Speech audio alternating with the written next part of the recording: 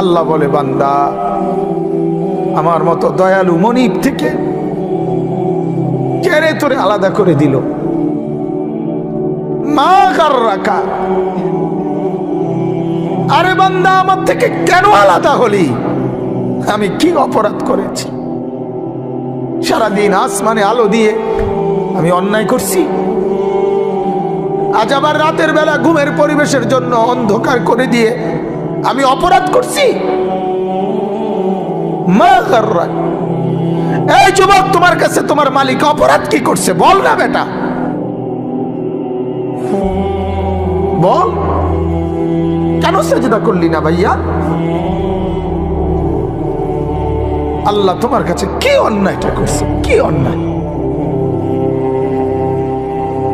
কি না দিছে মালিক?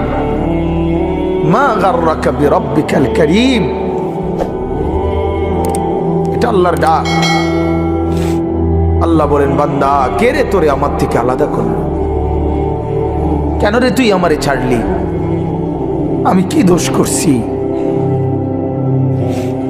হাদিসের মধ্যে আছে, লাইসা মিন ইয়াউমিন ইল্লা ইউরাদু আলা নবী সাল্লাল্লাহু আলাইহি ওয়াসাল্লাম আমালা উম্মতিহি গুদওয়াতান ওয়া আশিয়াতান। শোনো যুবক, আল্লাহর নবী বলেন প্রতিদিন দুইবার, সকালে একবার, সন্ধ্যায় একবার, আমার উম্মতের আমল আমি রাসূলের সামনে ফেরেশতারা পেশ করে। হায় হায়, নবীর সামনে তোমার নাম উচ্চারণ হয়, ফেরেশতা বলে, ইয়া রাসূলুল্লাহ একটা সেজদা দেয় নাই, একটা সেজদা, একটা সেজদা দেয় নাই। আল্লাহর নবী তখন বলে, হায় আমার উম্মত, আমার 23টা বছরের দিবানিশির এই মেহনতের কোনো কদর করলি না?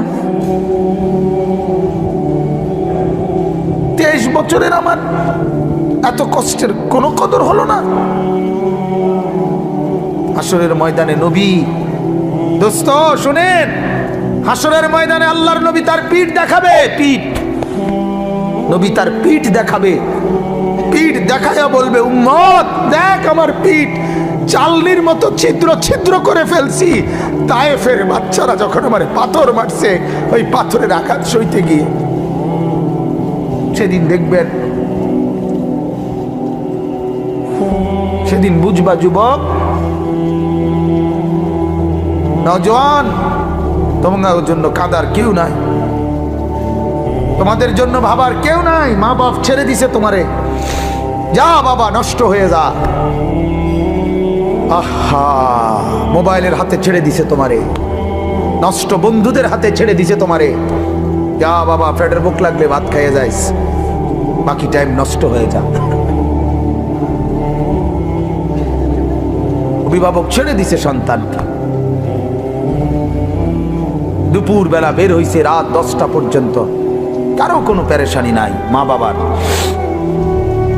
ছেলেটা কি হচ্ছে, কার সাথে উঠতেছে, বসতেছে, খাইতেছে, চলতেছে, কারো কোনো পেরেশানি নেই।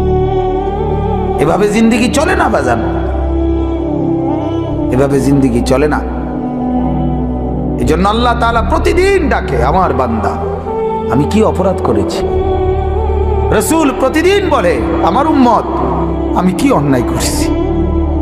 আমার তায়েফের রক্তের কোনো দাম নাই, আমার উহুদের দান শহীদ করার কোনো মূল্য নাই। 14 দিন আমি পেটে পাথর বেঁধেছি, আমার সেই পাথরের বাধা পেটের কোনো মূল্য নাই। আমি 3 মাস ঘরে চুলায় আগুন জ্বলে নাই, আমার সেই জীবনের কোনো মূল্য নাই। মুসলমানের ছেলেরা, মুসলমানের বাবারা, তোমরা তোমাদের আল্লাহকে চেনো, তোমরা তোমাদের রাসূলকে চেনো।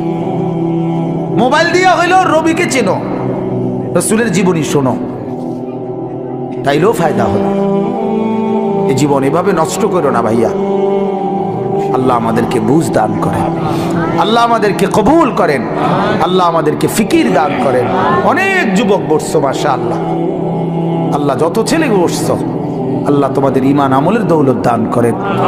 এই কলিজাটা যদি একবার আল্লাহ পছন্দ করে তো